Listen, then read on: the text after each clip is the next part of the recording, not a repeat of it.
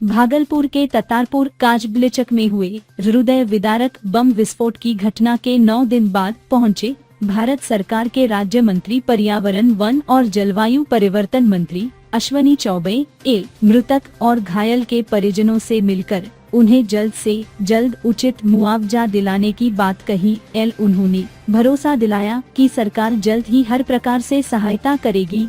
इसी दौरान भागलपुर की पूर्व उप महापौर प्रीति शेखर भी मौजूद थी। अब तक बम धमाके में अपना सब कुछ गवा चुके लोगों के सब्र का बांध तक टूटा जब उनको सांत्वना देने भागलपुर से 6 बार विधायक रहे वर्तमान भारत सरकार के मंत्री अश्वनी चौबे परिजनों से मिलने घटना स्थल पर पहुंचे। वैसे ही पीड़ित लोगों ने उनका घेराव किया और जल्द से जल्द सुविधा देने की बात कही।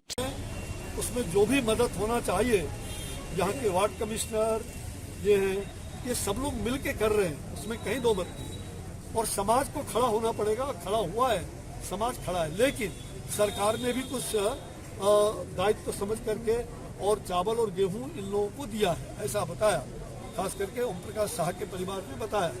लेकिन ये सही है कि अभी इनको खाना बनाने का बर्तन नहीं, कपड़े नहीं, कहाँ रहेंगे, कैसे रहेंगे, इसकी स्थिति है। ये दुखद स्थिति है। मैं इस बात को समझ रहा हूँ और मैंने, चूंकि मेरे 35 साल से इन सारे परिवार को मैं जानता हूँ, रिश्ते रहे हमारे। हमने एक एक परिवार के चरित्र के बारे में भी जानते हैं, कौन परिवार कैसा रहा है वो भी जानते हैं। मेरी निगाह एक एक पर है, ऐसा नहीं कि मैं यहाँ रहा हूँ, हर घर से परिचित है। इसलिए मुझे दुख के साथ कहना पड़ता है, अभी तक अगर जो भी मुआवजा नहीं मिला है या जो भी घटनास्थल का पूरी तरह से, चूंकि एक तरफ दोष बम विस्फोट का वो आपराधिक घटना है और जो बेचारे निर्दोष है जिनके घरों में टूट गया, उसका दोनों को मिला के चलना नहीं होगा, दोनों को अलग अलग देखना होगा। अपराध का अगर घटना हुई है उसकी छानबीन होना चाहिए, लेकिन उसके साथ जो बगल के लोग हैं उनको टैग करना ये सर्वथा अनुचित होगा।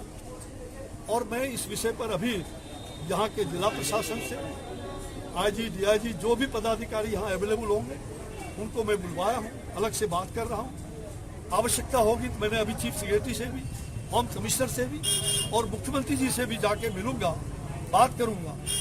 और जो भी परिवार जल्दी से जल्दी, तो 2-3 बात मुझे लगा, एक तो उनको तुरंत भोजन, खाने पीने और मेडिकल की व्यवस्था सरकार मुफ्त में कर रही है।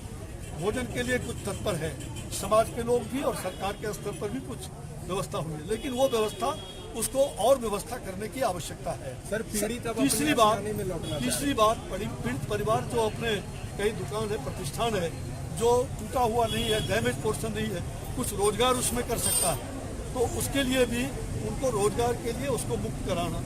और चौथी बात कि जो डैमेज हुआ है निर्दोष, उनके परिवार को उचित मुआवजा और उस टूटे हुए मकान को, क्षतिग्रस्त मकान को सरकार उसमें कैसे उसका निर्माण हो सकता है।